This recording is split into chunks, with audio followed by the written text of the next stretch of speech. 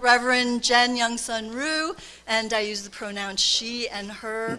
Today's reading is from our hymnal, and it's number 729 by Patricia Schutte. You and I and all of us blew about with the winds of summer, following the sun in different ways. Finding rest in the cool stillness of shadows, and moving to the slow, heat-struck rhythms which turned the long hours of summer light. Now it is time for gathering in. We come together at this time and in this place on the bridge of autumn. Summer will soon fade backward into memory, and winter waits in rainy brilliance. We meet with eagerness and delight, needing one another for sharing. We have joys and sorrows and hopes to share, questions, things we care about and want to help make better, things that we would like to understand, ideas waiting to be heard. Today, we are together in gladness.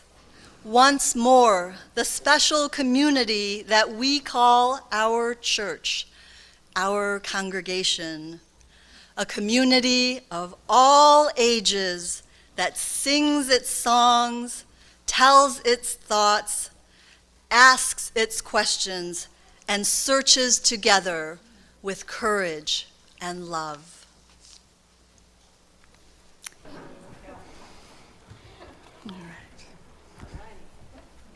Howdy, folks. So glad to be here with you today. My name is Ryan. My pronouns are she and her. And before I tell you a little story, I'd like to invite any of you who'd like to come on up, pull up a carpet square, get a little more comfortable. Join me for a tale.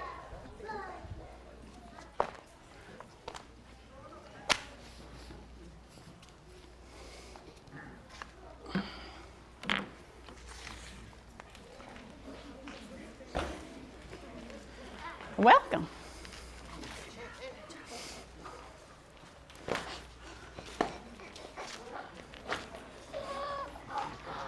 So good to see y'all.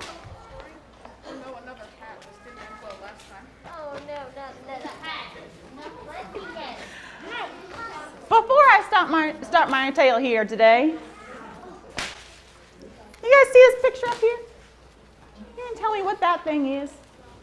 What is that thing up there? Raise their hand and tell me. Do you have an idea? What do you think? A water pump. A water pump.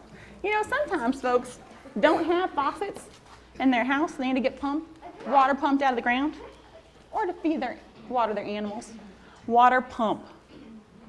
And sometimes to get that pump ready, if it's old and dried out, you got to prime it. You got to get it ready. Get it ready to go, to suck up that water from deep down under the ground. So that's something to keep in mind. So I'm going to tell you about a time way back long ago when I was walking through the Texas desert. I was lost. I was so hot. I was so thirsty. I was just about ready to give up hope. And you know what I saw in the distance? A water pump. Water! At first I thought maybe it was a mirage, but it was real. So I ran up over to it, and I grabbed that handle, and I pumped as hard as I could. And you know what happened? Nothing. Nothing came out of there. I was so thirsty. I was so sad. But then, you know what I saw? Right here, stuck inside of a baking powder can, I saw a note. Let's see what that note says. It says, this pump is old, but it works. I put a new sucker washer in it, but you may find the leather dry. You'll have to prime that pump, then work the handle like there's a fire. Under that rock, you'll find some water. I left it in an old bitters jar. But don't go drinking it first. Just prime the pump and pump like mad, and then you can quench your thirst. You've got to prime the pump. You got to have faith and believe. You got to give of yourself before you receive. Drink all the water you can hold, wash your face and cool your feet, but leave the water bottle full for others. Thank you kindly, Desert Pete. Have faith, my friend, there's water down below. You've got to give until you get. I'm the one who ought to know. So I read that note, and I looked, and I saw a rock. Oh, and I found that jar of water, that water he mentioned in the note. And I was so tempted. I was just going to drink it down. Should I drink it down? No. And I remembered, okay, I got to prime the pump first. But what if I pour out that water and prime the pump and nothing comes out? Should I have faith and give it a try? So I poured that water, got that leather wet, and then you know what I did? I pumped and I pumped and I pumped and I pumped and I pumped and I pumped. Like there's a fire. And you know what happened? Water came gushing out, and I drank, and I drank, and I drank, and I drank, and I drank, and I drank. Oh, phew. I washed my face, and I cooled my feet, and then I was ready to walk on down the way. And then I forgot something. What did I forget? What did I forget? What did I forget? To leave the golden water for the next people. I got to give before I receive. I got to think about the next person coming down that line. So I took that jar and I refilled that water for the next folks. And I put it back. Because I remembered, have faith, my friend, there's water down below.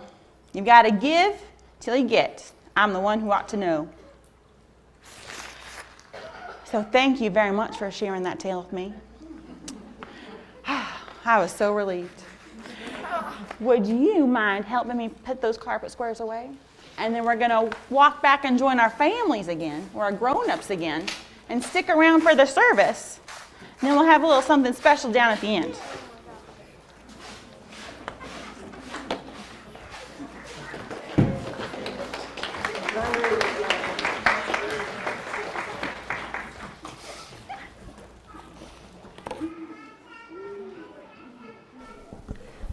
So I know that story is a little bit old-fashioned, talking about pumps and priming pumps in the desert.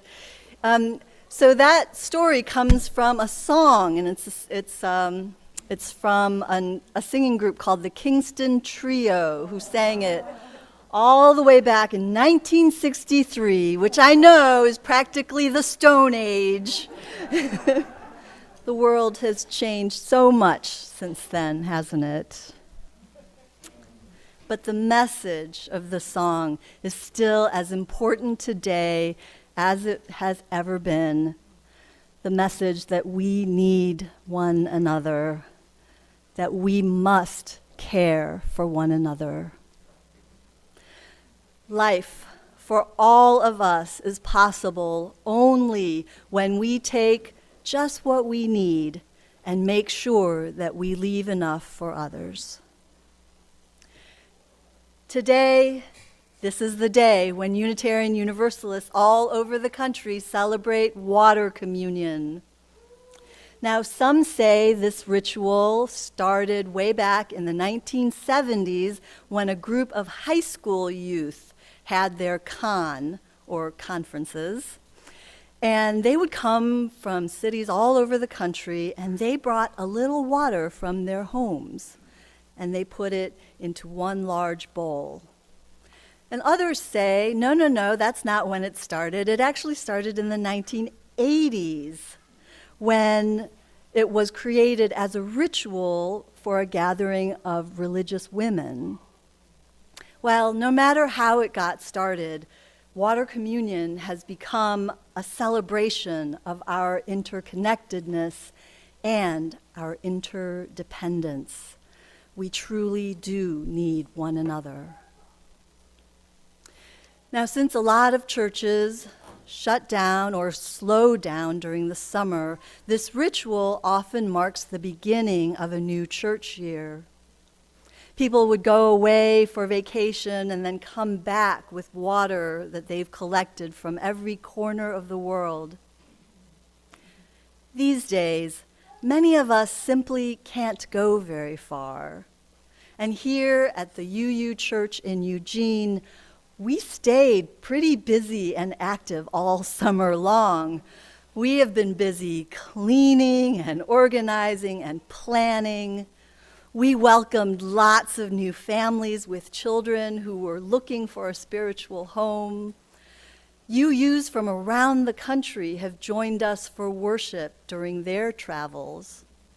And there are still longtime members who are just now coming back to church. In a moment, I'm going to invite you to come forward with your water to add to our beautiful community bowl. And don't worry if you didn't bring water. We have a pitcher up here so you can take part in this ritual as well. If you want to, after you add your water, you can go over to our water fountain table over there and you can write on those cards. And of course, those of you who are joining online from home can type in the chat. I invite you to dedicate this year's water service to your own growth and transformation. What is your spiritual intention for this new church year? This is just a fancy way of saying, what do you really, really want? What do you want deep down inside? What is your deepest wish? What is your biggest dream? How do you want to grow this year? What do you want to learn? What new thing do you think you want to take on? What is the healing that you seek for yourself and for your family? How do you want to give? How do you want to serve this church community and our larger world? Now, if you have water, I ask that you hold it in your hands now, and if that's not possible, just direct your mind's focus to the water for this time of prayer. O Spirit of life, gracious and most loving God, may we be ever grateful and never wasteful for the gift of water. Water, as we know, is essential for life on this planet, and it's also a powerful symbol of change and rebirth and new life. We bring to mind the waters of Mother Ganges in India. We bring to mind the rivers where the Baptists gathered to watch as one of their own walks into the river to be made new. There is water sprinkled on a baby's forehead. There is the water used to wash the hands and feet before Friday night prayers. There is the water used to wash the body of a loved one who has just died. Today, we remember once again the lives lost on September 11th, 2001. And we remember the compassion and the unity and the resilience that we witnessed in the days that followed.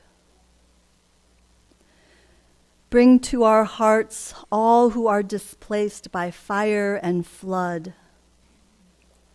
those whose lives are threatened by rising waters and polluted waters. This week, our children have gone back to school, some at home, others in schoolrooms. May they each find their joy in learning, and may they be protected from harm. O eternal love, direct us to help where we can and to stay ever mindful of our most vulnerable neighbors as we celebrate today the love and care of this, our spiritual home. Blessed be. Amen.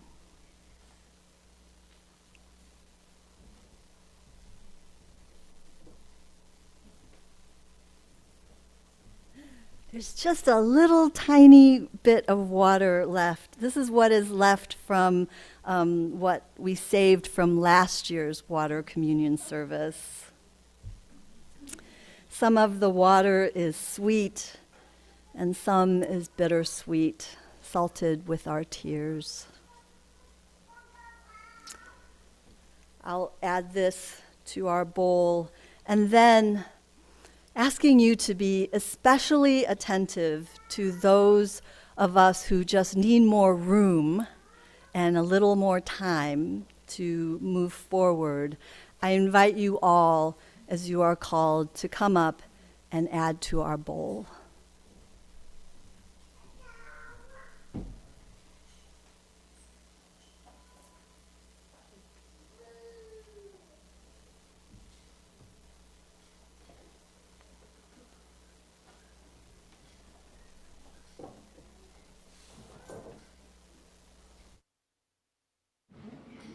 Remember, if you forgot or you didn't know about this, here's water for you. You can take part.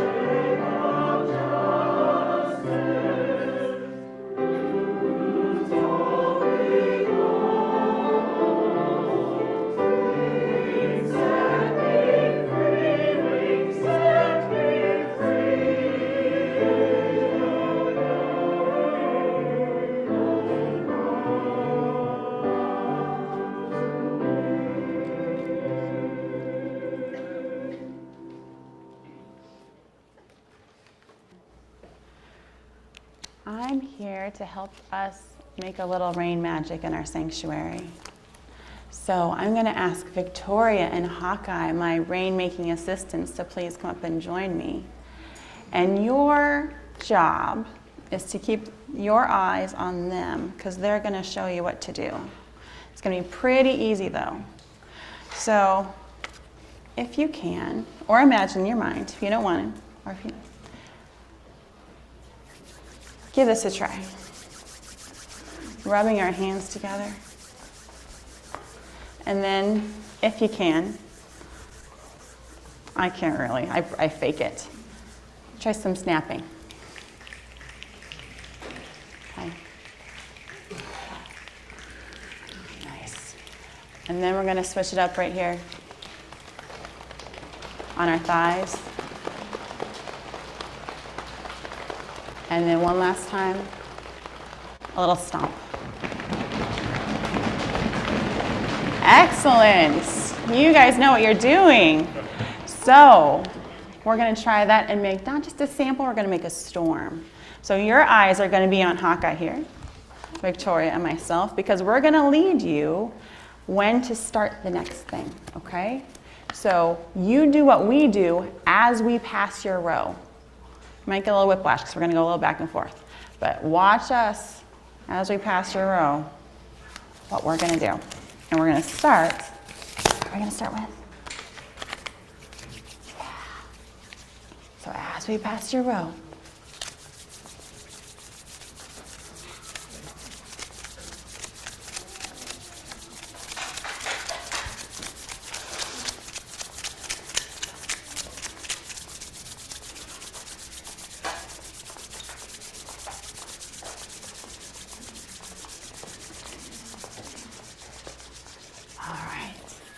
and then we're going to mix it up. We're going to add some raindrops, drip, drip, dripping.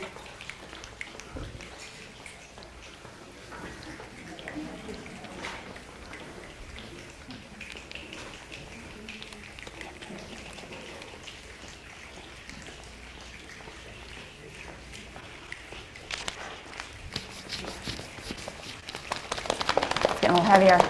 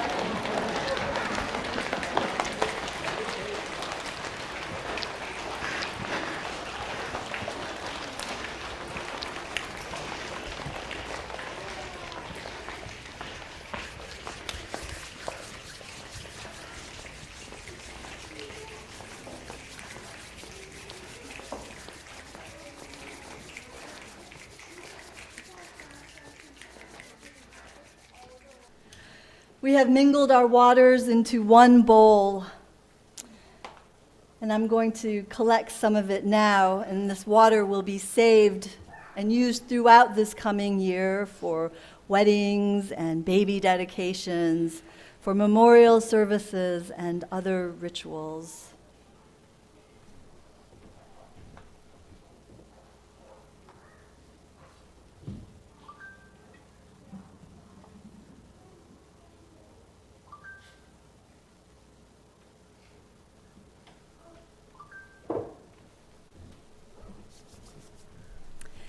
May each one of you be quenched by the care of this community.